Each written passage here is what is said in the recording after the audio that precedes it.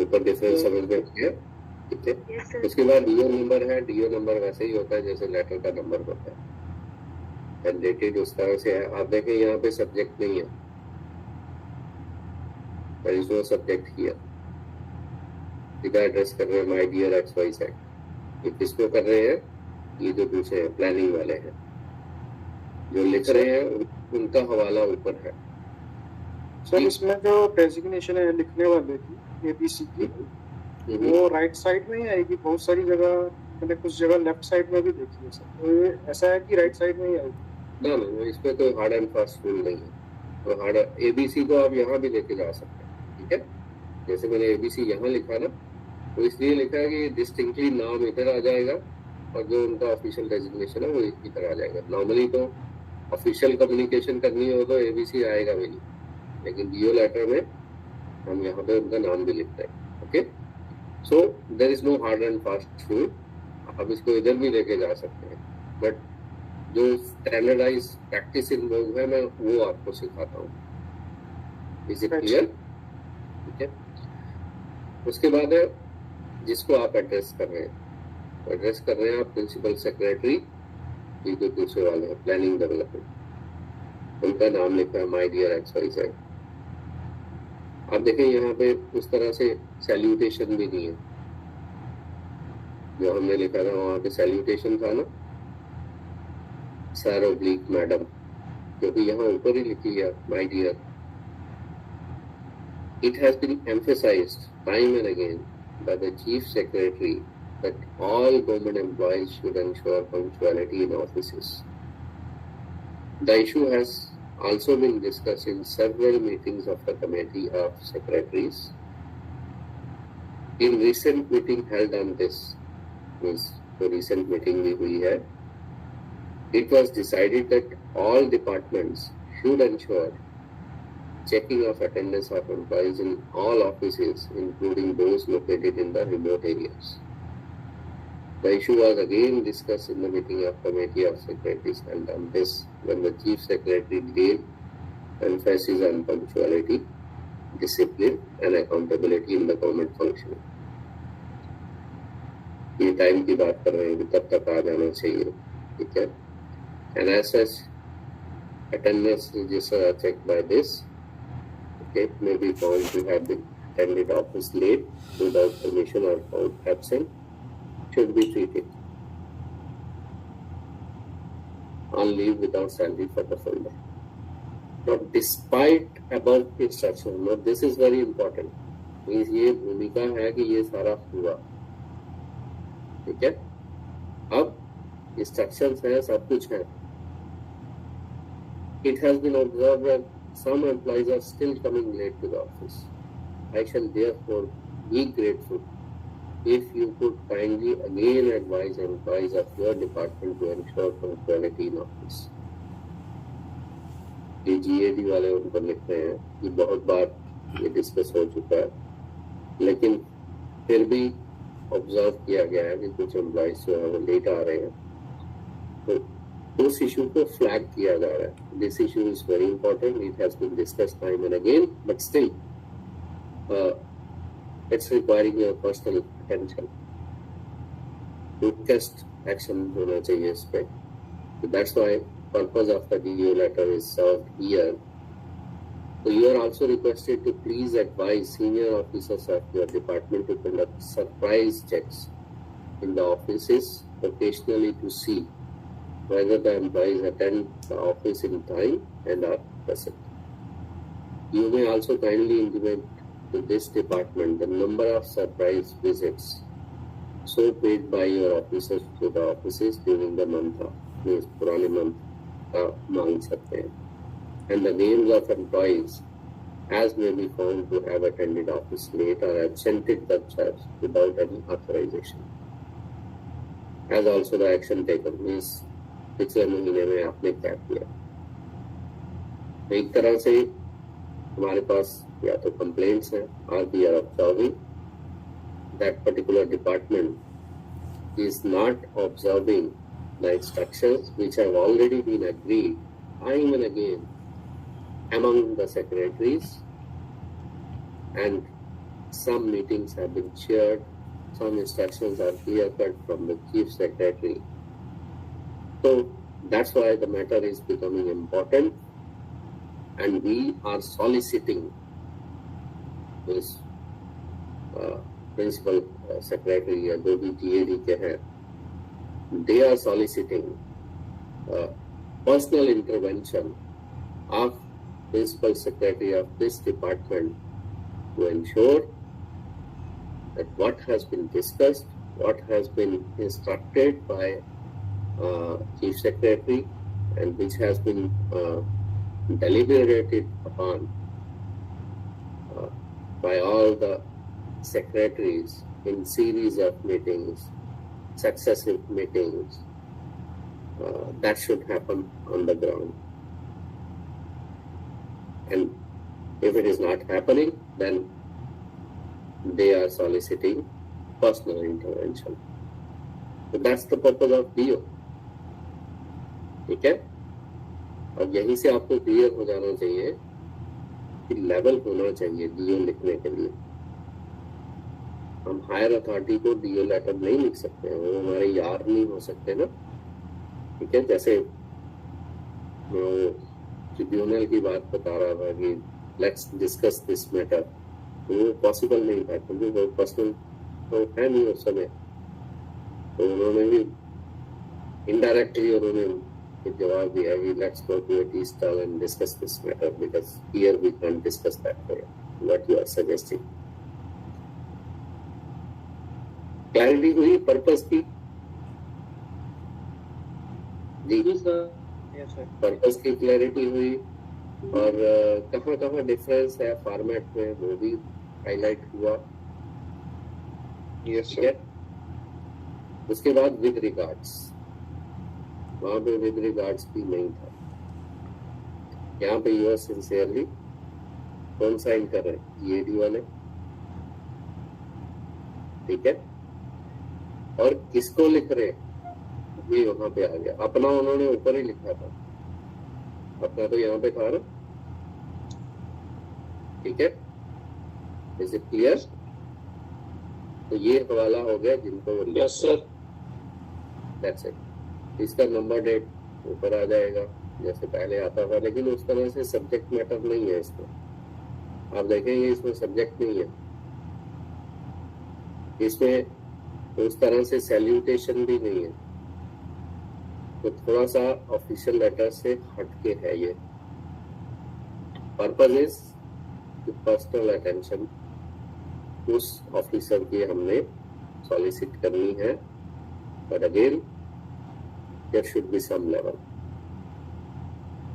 तो हम बराबर वालों को लिख सकते हैं ये लेटर, जो हमसे हायर वाले हैं उनसे यारी दोस्ती भी दिखा सकते हैं ना, उनको रिक्वेस्ट कर सकते हैं, उनको ऑफिशियल लेटर लिख सकते हैं. That's it. कोई क्वेश्चन हो तो बताएं. फॉर्मेट में कोई क्वेश्चन हो इस तरह से. फिर इसमें कॉपी टू भी आया है. कॉपी टू नो, ये 1 to 1 इसमें कॉपी कैसे आ सकता है?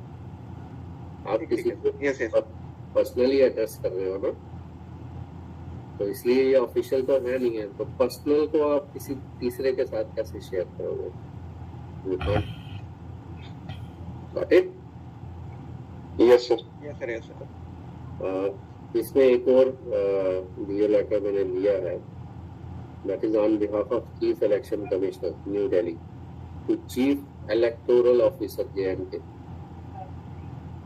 अब वो chief election commissioner New Delhi है, ये chief electoral officer JNK Jammu JNK government. अभी किसका ऑर्डर हुआ 2-3 दिन पहले? चीफ इलेक्टोरल ऑफिसर का. संजीव वर्मा.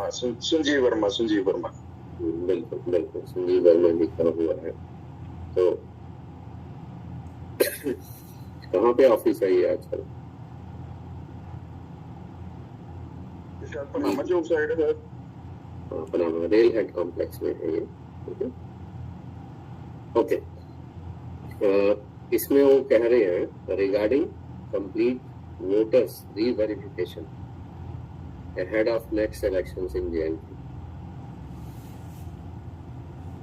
अब government of India office of the chief election commissioner New Delhi, इसको हम उस तरह से भी लिख सकते हैं, अगर लेटर हेड पड़ा तो वो वैसे आ जाएगा।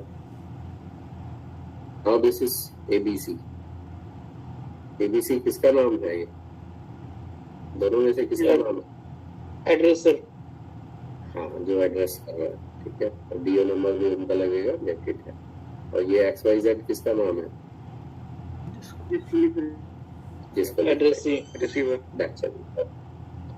Now, in the backdrop of reports that some antisocial and foreign elements have managed to secure voter identity cards in JNK, और देखिए मैटर इम्पोर्टेंट है, ये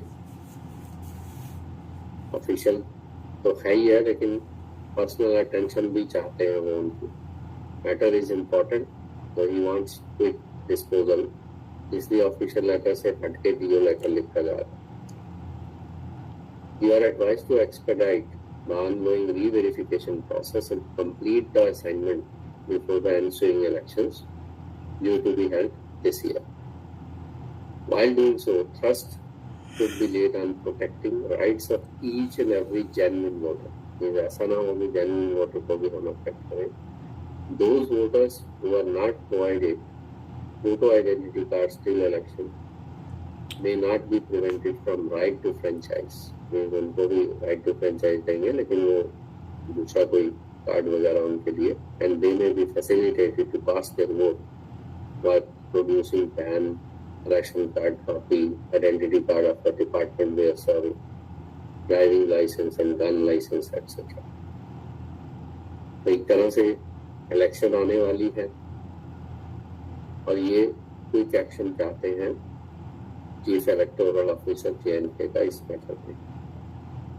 So that's why he is writing a review letter. Okay. अब sir एक बात थी। जी जी जी sir, इतनी sir हम खतरनाक लैंग्वेज सर हम कहाँ से लिखेंगे? हमें सर पता नहीं चलेगा पेपर में क्या लिखना था अब तक तो। अब ये आपको इसीलिए तो प्रैक्टिस करवाई जा रही है। जब ये आप देखेंगे इसमें आप ग्रैब नहीं कर पाएंगे। सर ये आपने लिखे in the backdrop of reports. Sir ऐसे तो वर्ड तो हमारे अंदर पता नहीं कब आएंगे, हमें तो कई साल लग जाएंगे तब तक। आ जाएंगे। देखिए मैं आपको एक अपना पर्सनल ट्रिक बताता हूँ, how I grab vocabulary and all this। मैंने यहाँ आने से पहले IELTS जो है 2 बार क्रैक किया, दोनों बार मेरा स्पीकिंग में एक बार 8 आउट ऑफ 9। मुझे दूसरी बार देने की जरूरत नहीं, ड्यू टू इग्नोरेंस मैंने 2 बार दे दिया वो। उसमें होता है कि once you filed a visa, then you are not required to pass IELTS once more, but otherwise IELTS has a validity of 2 years। तो मैंने वीजा लगाया था तो 2 साल हो गए, थ्रू नहीं हुआ था। उस टाइम पे काफी ठीक हुआ करती थी। तो मुझे लगा मेरा IELTS जो है वो एक्सपायर हो गया, तो I again cracked it, which was not required. और उसके पीछे जो रीजन है, मैंने कभी इस लैंग्वेज को रटा नहीं मारा, शुरू से एक आदत रखी। आज की डेट में आपको वो आउटडेटेड भी लग सकती है। उसमें ये था कि मैं रेडियो की न्यूज सुनता था। हाँ, मैं रेडियो जॉकी आजकल, यहाँ पे भी ऑल इंडिया रेडियो में तो रहा हूँ, यहाँ पे भी रेडियो जॉकी मैं करता हूँ। प्राइवेट चैनल पर भी मेरा शो हुआ करता था। मैं कभी क्लासेस ज्यादा हो गया, स्टॉप इट। अदरवाइज उसमें जो नाम था वो था मस्तानी शाम विद राजेश, ठीक है, तो यहाँ का ग्लोबल चैनल था वो। अब मैं फ्रीलांसिंग करता हूँ तो संडेज को कभी कर लेता हूँ। तो रेडियो की न्यूज अगर आप देखें तो पहले हिंदी में आती है, फिर उसके बाद वही न्यूज इंग्लिश में आती है, और वही न्यूज उर्दू में भी आती है। मैंने वहां से इसको ग्रैब किया। ये मैं आपको पर्सनल अपना ट्रिक बता रहा हूँ, हाउ आई मैनेज्ड। इंग्लिश मैंने कभी रटा नहीं मारा, मैंने ग्रामर कभी याद ही नहीं किया, कभी ऐसे कोई याद नहीं किया। I used to write on the spot. तो वो उसके पीछे रीजन था। ये वर्ड्स जो है, अगर आप 2-3 बार भी न्यूज सुन लेंगे ना, Hindi to English, but radio भी, टीवी में तो सेंसिटाइज है हर चीज। रेडियो में अभी भी ऑल इंडिया रेडियो का मयार है न्यूज में अभी उस तरह से। That's how these words will come in your hands। ठीक है, ये उस तरह से आते हैं। या फिर आप जो एडिटोरियल्स होते हैं न्यूज़पेपर्स के, वो पढ़ें, उससे बड़ा बेनिफिट होता है।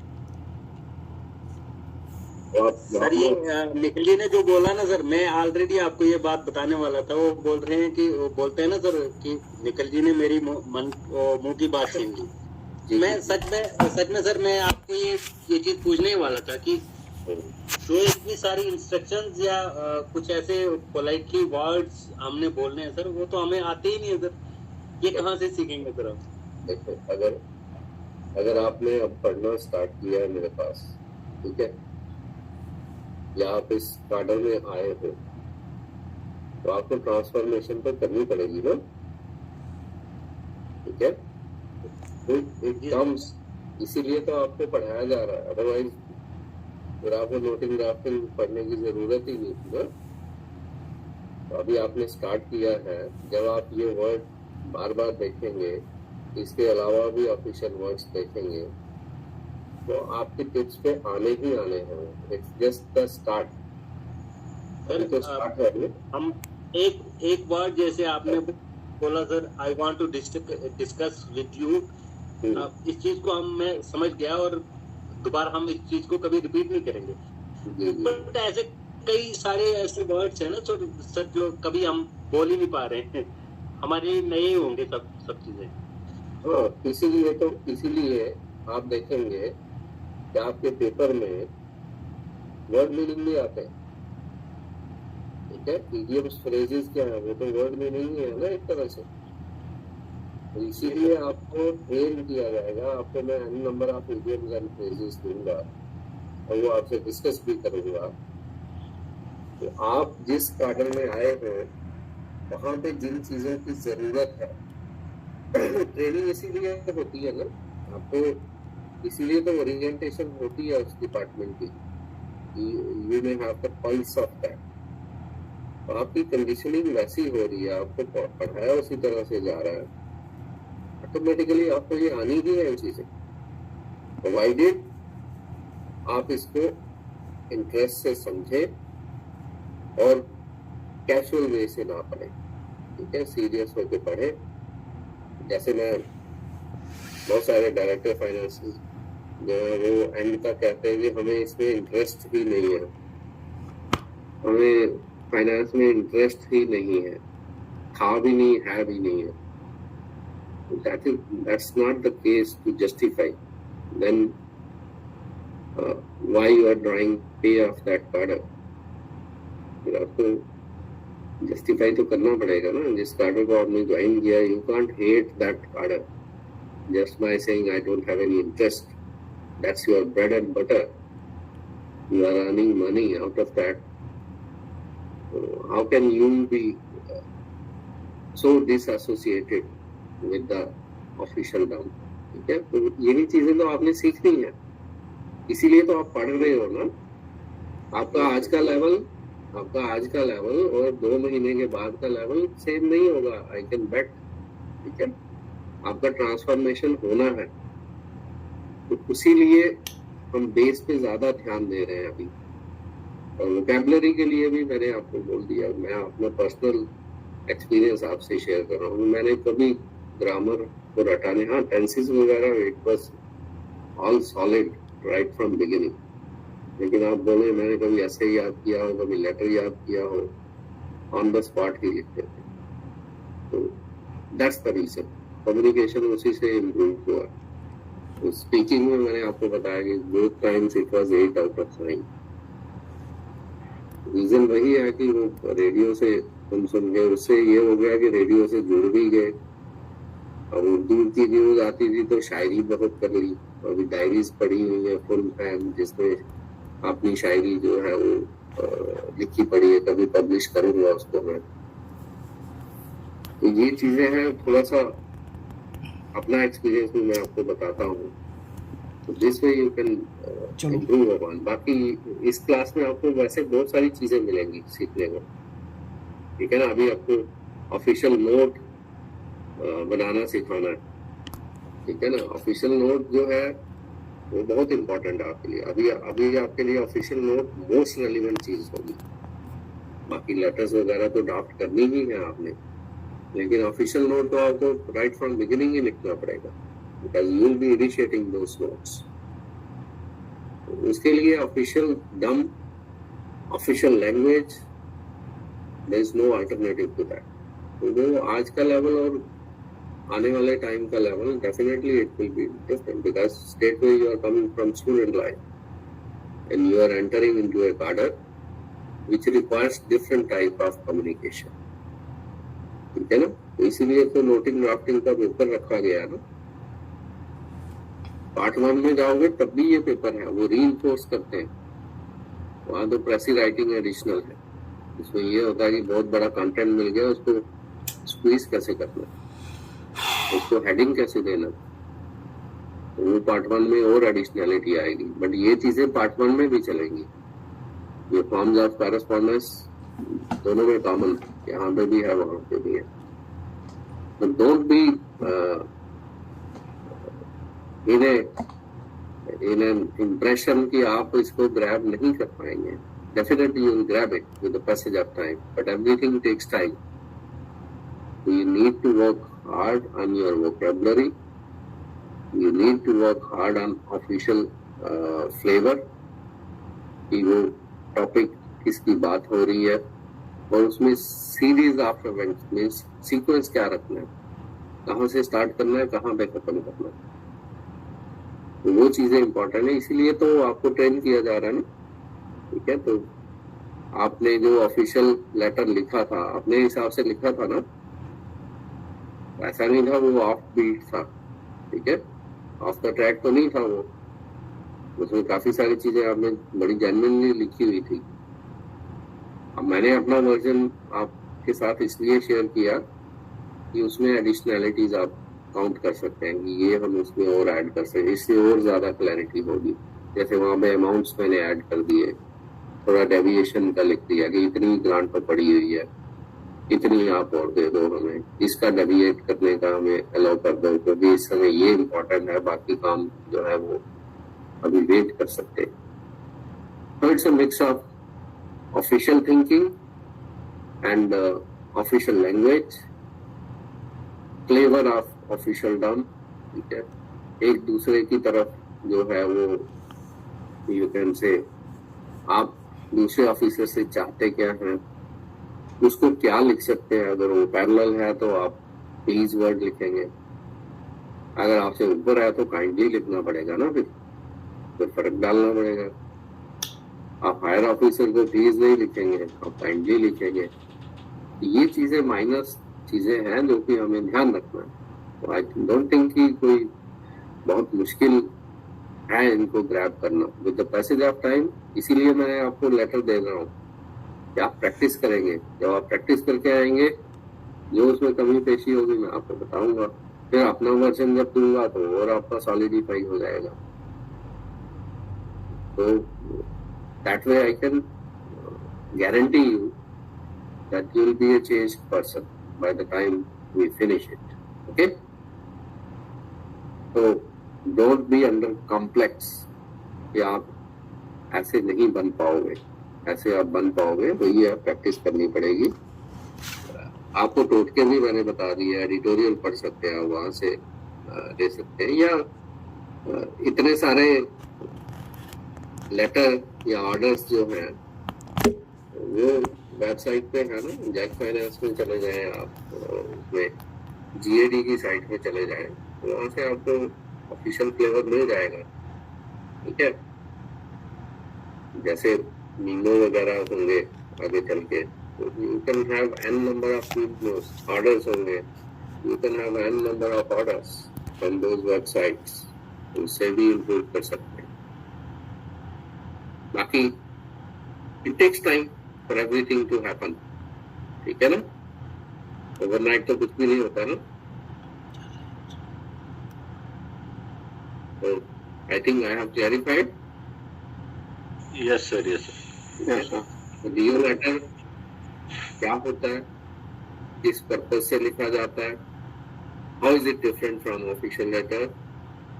आई think these things should be okay and you have got the specimen as well कि वो कैसे उसका अरेंजमेंट होगा.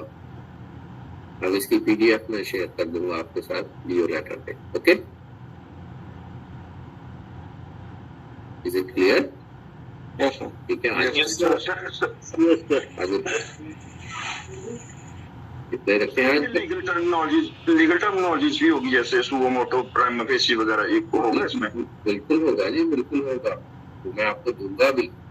ठीक है, तो सारी चीजें होनी, बात से. Okay, suo motu, prima facie, तो ये सारी चीजें, बहुत सारी चीजें आएगी.